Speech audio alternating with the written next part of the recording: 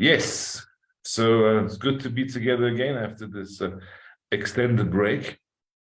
And we're going to go right into the parasha of the week, Emor, which deals with the special restrictions and laws as they apply to Kohanim. But we're not even going to go that far.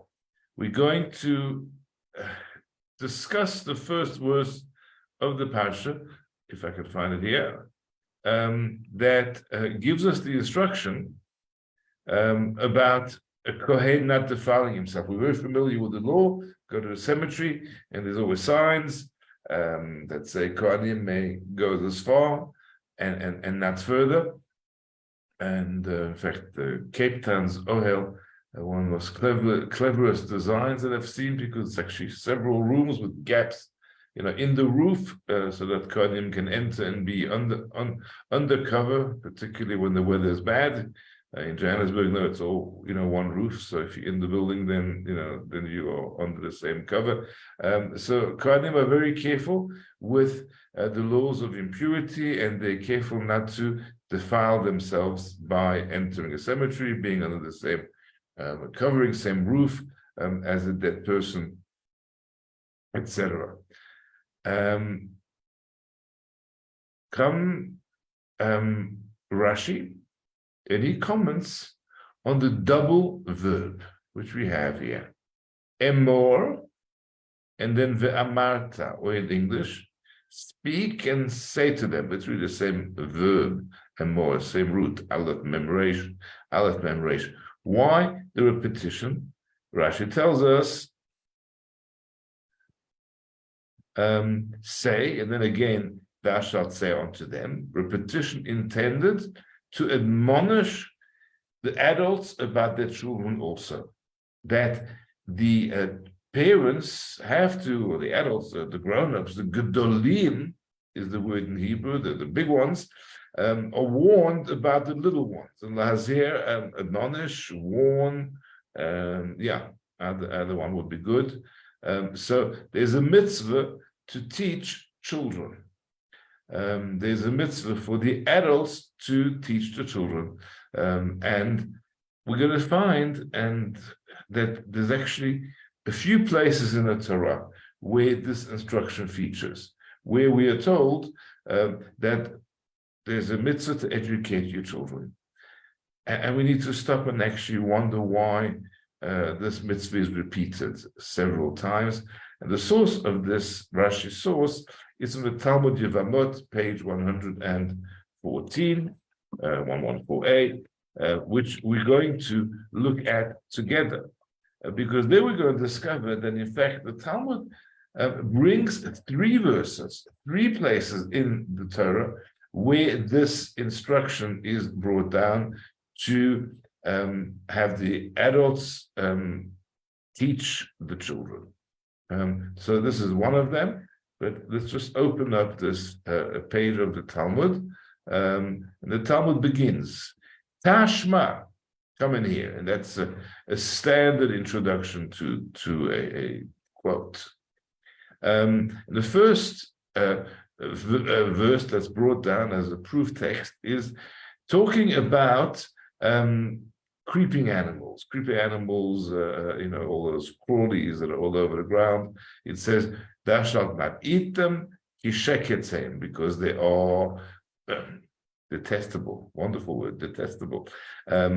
So says the quote here, it's a baraita, it's a proof of a quoted text. Lo ta'achilum, do not feed them. And that is to warn to warn the adults, the big ones, concerning minors. So we have a first quote dealing with the laws of the creepy crawlies and other non-kosher animals that will also be included in this. And we read the word tochlum, and we change the vowels, and we make it be ta'achilum. Tochlum means you should eat it, and ta'achilum means you shall not feed it to them. And the reason why this baraita is trying to teach us this ruling of teach, warn, admonish the adults over the young ones, it's because it's kind of all the laws of the forbidden animals are very clearly written in the Torah, and then at the very end of the whole section that deals with forbidden animals, it says at the end, don't eat them because they're despicable, so detestable. So why repeat it? So that's what the Talmud learns out from there. And then next text, similar. Tashma coming here. Kol nefesh mekim lo tochal dam. No soul among you shall eat blood. And again, the prohibition against blood has been dealt with. It was actually last week's parasha extensively. Why the repetition of this verse? Says the Talmud, same story, to warn adults regarding minors. And then the third text, Tashma, which is the one we began with from our parasha, Emor ve'amarta, speak and say to them, and that also says the Talmud, Lahazir gedolim al haktanim. This is to warn adults about children, to warn adults that they have the obligation of education. So the point is very clearly made that, and in 3 places in the Torah, 3 different laws, they all relate to forbidden foods, but they're very different kinds of laws. And in each case, it tells us that the adults have an obligation to teach the younger ones about it. The Talmud is then going to do some exercise called tzrichi. Tzrichi is Aramaic for tzarich. It's necessary. Because the obvious question is, why do we need to have 3 instructions that are identical about the obligation of education? Why would one instruction not suffice? And would say, look, it's the same with all the laws of the Torah. God says you've got to teach your young ones. So the Talmud goes into this interesting exercise. It's very common. So if you've learned Talmud before, then it'll be familiar to you. And if not, well, then I'll introduce you to the idea. And that is tzrichi. All 3 cases are necessary. So this is how you translate one word in the Gemara into English.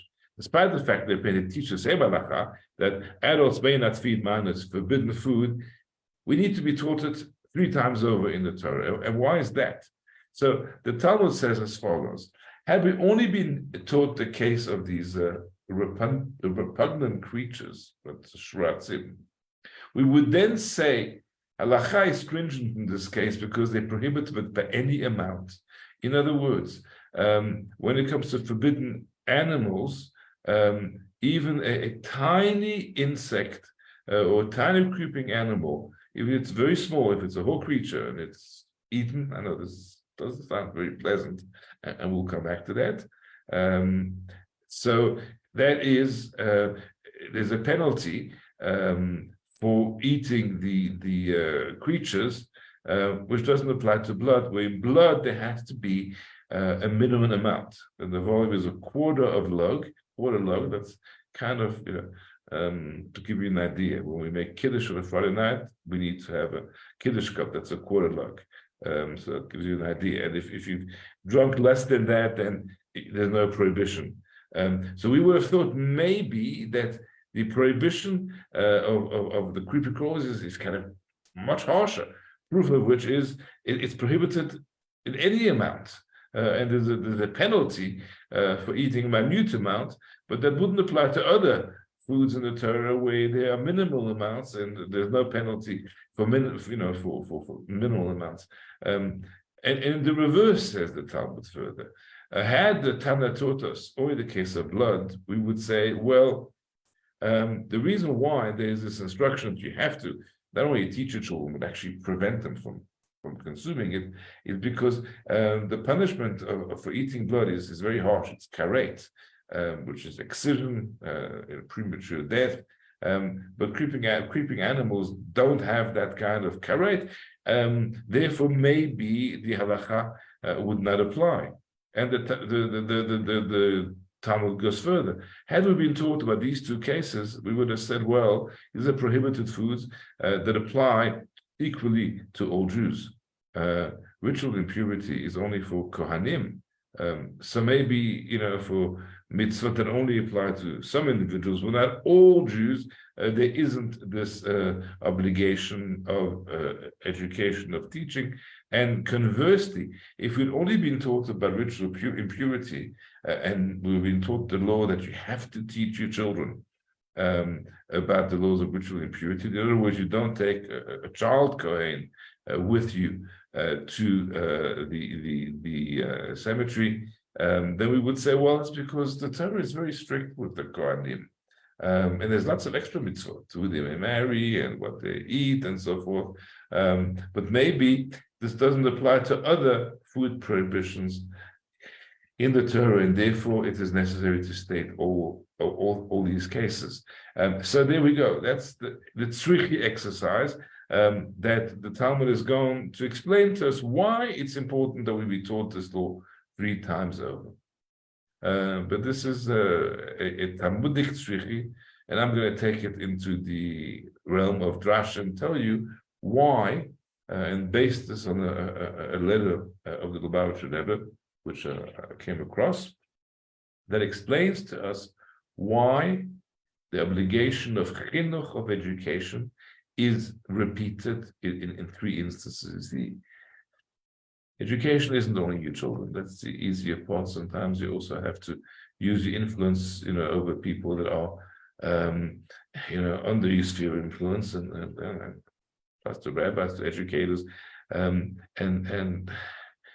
sometimes it's difficult. Sometimes it's very hard to teach in that way. So the Torah chooses 3 challenging situations where educating about these is difficult for the educator, parent, teacher, to show us that we've got to overcome what is really our own hang-up, and use our influence to do this. Let's start with blood. Difficult to imagine, but blood was actually something in biblical times which was consumed with great gusto, and people had real longing for eating blood. It was very, very prevalent. It was a very difficult prohibition to stop people from consuming blood in that way. So when there are, we call it in Yiddish a taiva, when you have a really strong desire, a lust for a particular activity, because everyone's doing it, and it's really something which is pleasant and gives you pleasure. Now the educator comes along and has got to prevail upon his charge that this is wrong. He may have shrugged his shoulders and say, look, that's the last place I want to go. This is such a widespread practice, and people enjoy this so much. This is not what I'm going to give a sermon about this Friday night. It's just not. I know I should, but I'm not going to go there, because this is something people kind of, do, and are so involved in. And it's a bit of a mind shift for us, because to us, blood is absolutely, totally abhorrent, and we couldn't imagine of somebody, but it was very prevalent. It was very prevalent. I mean, in the portion of Achrei Mot, with this prohibition comes up. The prohibition is repeated 4 or 5 times in successive verses, and so people are really kind of sunk into this, and now we're told, teach your children. Big ones, Gedolim, have to teach, have to warn the Ketanim about this, and get over our own hang-up that says no one's going to listen to us because people are kind of so deeply involved in this activity. Which takes us to the next one. What did they call them? In the Talmud translation, detestable creatures. I love the word. Despicable creatures. Shratzim, shkatzim. They're despicable. Why does somebody consume something like that? Dafka. There is no pleasure in devouring some of these kind of really horrible things I know in some exotic places. They eat all kinds of things. I think, chocolate-covered cockroaches is something that is consumed on TV programs like Fear Factor, but not really something that people would do out of any real desire. Why is this individual violating a law in the Torah? Because he's being dafka. He wants to show that even where there's no pleasure, he will defy the instructions given to him, given to her. Does the educator stand a chance with that kind of person? It's a long shot. And we can understand why the educator would choose to run away and to say, try and correct behavior where it's not rational. The person is not doing it because they really enjoy this activity, because they think it tastes good. They're doing it to defy. They're doing it because God said, and I don't want to accept divine authority over myself. Torah tells us, "Lahazhir gdolim al haktanim," you will have to admonish, you'll have to teach the little ones, because you're the big one here and you have to teach them, even though you feel that it's going to be very, very difficult and very challenging because you feel that the person is not going to be receptive. And finally, the example given to us in this week's parasha is of a Kohen defiling himself, or being prohibited from defiling himself, becoming impure. Now that's kind of the archetypal a mitzvah that makes no sense, what we call the chukim. It's the kind of precept that makes no sense at all.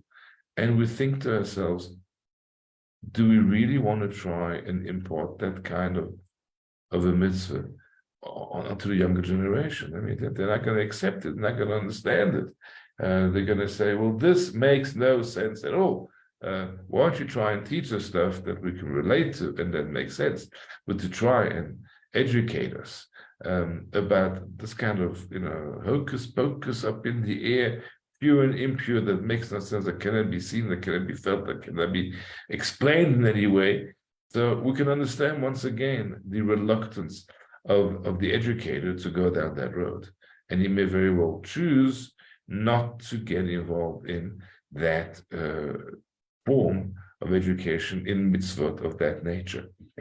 So the Torah says once again in this week's parasha, in the laws of purity and impurity, in the laws of the Kohen, not defiling himself, teach the children about this. So this is how the Rebbe explains why those are the three models, and why the repetition, besides the kind of technical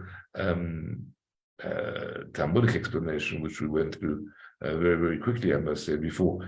The Rebbe says, no, it's also a message to the educator that there are certain areas in chinuch, there are certain avenues that the educator doesn't want to go down, but we're being strengthened by this lahazhir gdolim al haktanim.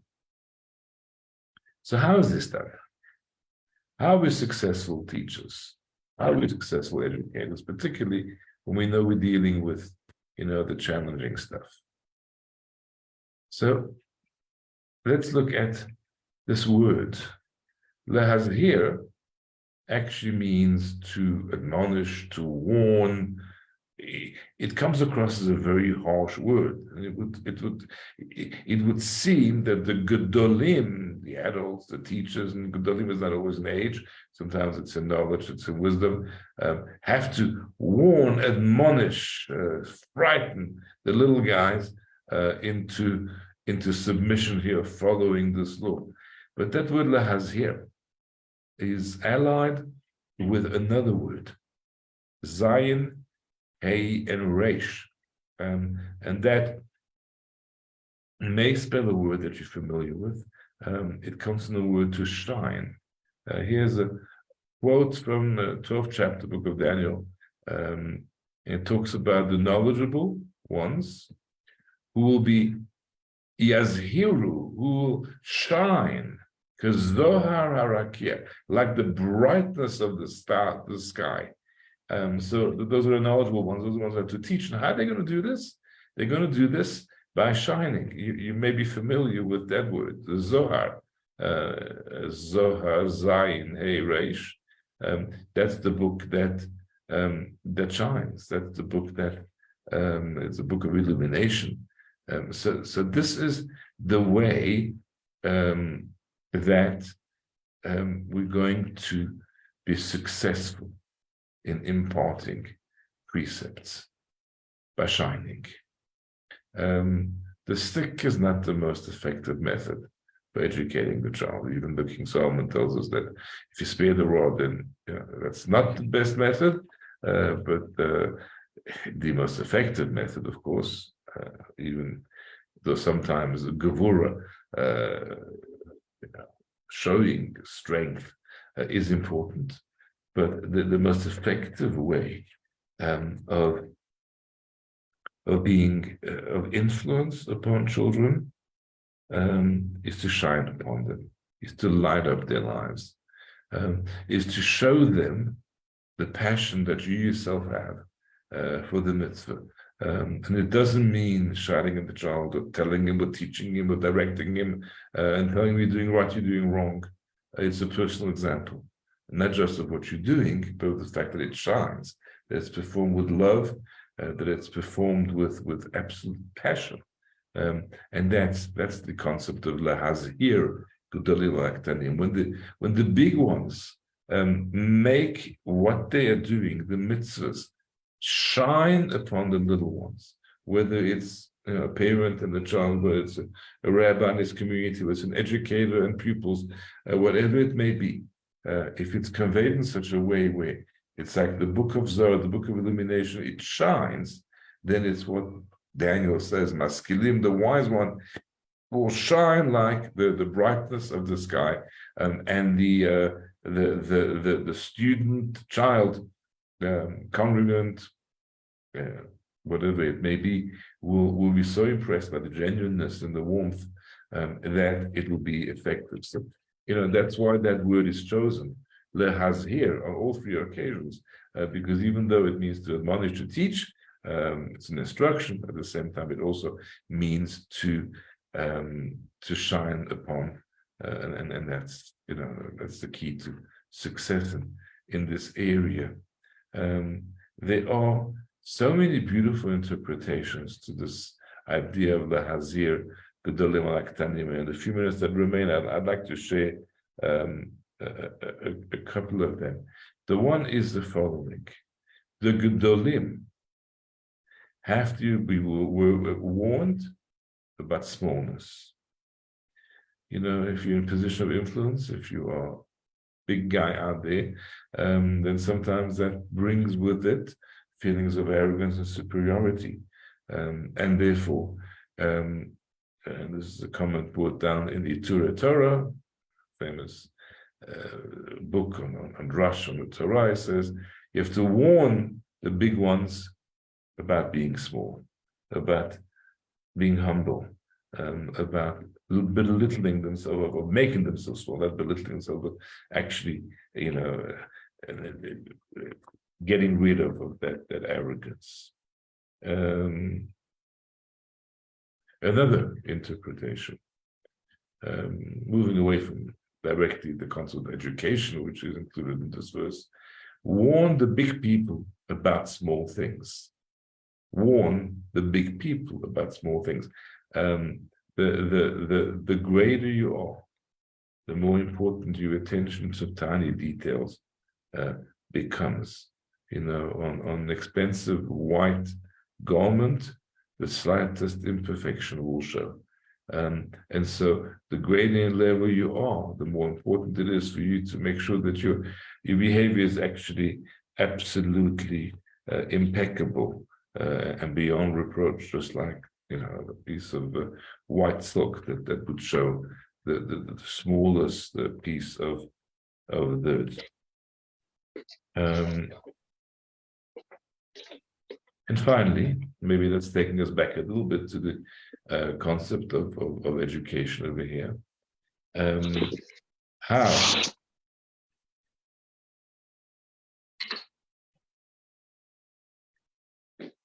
can we bring up the greatness of the Gedolim, the big ones, if we make sure that they involve the little ones? The true greatness of a person is not that he's able to reach the greatest heights. The true greatness of an individual is that able to not abandon the little guys along the way. And through working with the little guys, through working with whether it's education again, or whether it's simpler people who have less knowledge, whether it's a parent teaching a child, and some parents will say, "I haven't got time for sitting and learning with my child. I want to bigger things. My time is spent studying, Gemara at a level that's way up there, and I haven't got patience for it." The true greatness of the great person manifests itself when they have the ability to not leave the little guys out in the lurch as a result. So there we have it. One verse and many, many interpretations. The Hazir, Gedolim Alaktanim, the obligation to educate our children, which we find repeated 3 times in the Torah, which I've shown you, both according to Talmudic logic as well as a more Hasidic insight, how one goes about educating a child. Have a wonderful evening. Thank you so much.